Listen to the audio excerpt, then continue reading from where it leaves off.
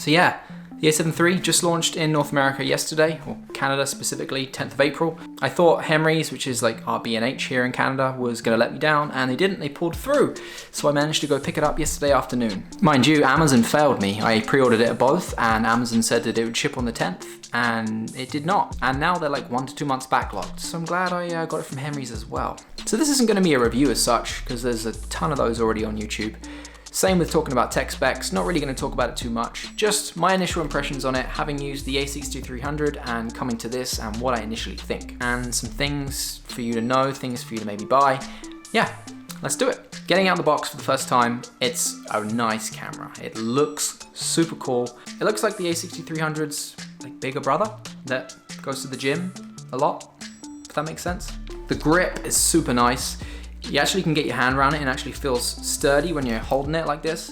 The A6300 sometimes felt like you didn't really have a good grip and it could slip out your hand at any time. Not really so much with this, so that's a really nice thing. I'm gonna buy a grip that goes on the bottom too, so that'll give me even more of a bigger grip. It's bigger, definitely bigger than the A6300, which is really nice. I was looking forward to that. Previously having Canon, their cameras are bigger. Some people like the smaller aspect of cameras. I like them kind of bigger, and this is, it's really nice to go back to a bigger body. So the weight of this, when you first pick it up, even without the battery, is that it feels seriously heavy, and not like in a bad way, but compared to the A6300, it feels a lot more meaty, a lot more weighty. You know, like how sometimes you associate weight with being a higher quality product, at least in my opinion. Yeah, that correlates directly to this. It feels heavier and it feels like a better product. On the back, don't know if you can see, tempered glass screen protector. One of the first things I put on here, stop it from getting scratched. My A6300 has cracks in the screen protector because it takes some abuse now and then, getting thrown in and out my bag, on my side all the time. So yeah, definitely put one of these on. My recommendation, get these ones. They're on Amazon. It was like $10 Canadian. Comes in a nice little wooden box. They give you everything you need and you get the little wipes, and you can actually get 2 tempered glass screen protectors. Way cheaper than having to go and replace that screen if you break it. A6300 was a crop. This is full frame. Look at that sensor. It's huge. Love it. So the menu system is nothing like the A6000 or the A6300. I'm kind of lost. I don't know where anything is. It's going to take me a while to learn everything. It took me forever to figure out where the beep turn off or autofocus was. One of the first things I did, because it's super annoying. And for some reason I can't figure out why the shutter speed won't change, even in full manual mode. Neither dial seems to do it, so I got to figure that one out as well. Bigger battery, better battery life. You could literally watch the battery drain on the A6300 as you were using it, and not with this. It is a different battery. It's the same battery that comes with the A9 and the A7iii. They're a little bit more expensive. It's like 150 Canadian and 100 US. The battery life is substantially better, as everybody says in their reviews, which is a good thing. So to charge it, you actually have to plug your cable directly into the port here. You have micro USB, you have USB-C. Comes with a little Sony cube. Takes forever to charge, like forever. I had it plugged in for an hour and it only went from 0 to 37%. In an hour, that is very slow. So maybe need to use not the Sony Cube or a fast charger. However, I would recommend jumping on Amazon, picking up one of these. This is a charger that was like 12 Canadian, so probably like 8 or 9 US.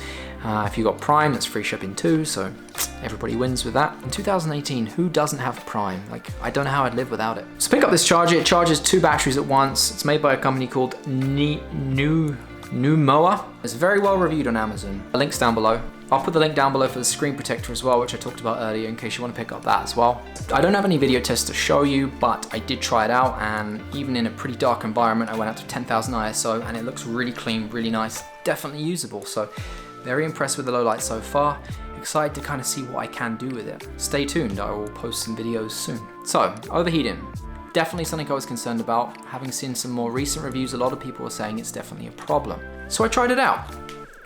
Within 2 minutes of me recording in 4K, 100 megabits, the camera on the back here started to get quite warm, as well as underneath here. So I was a little bit worried.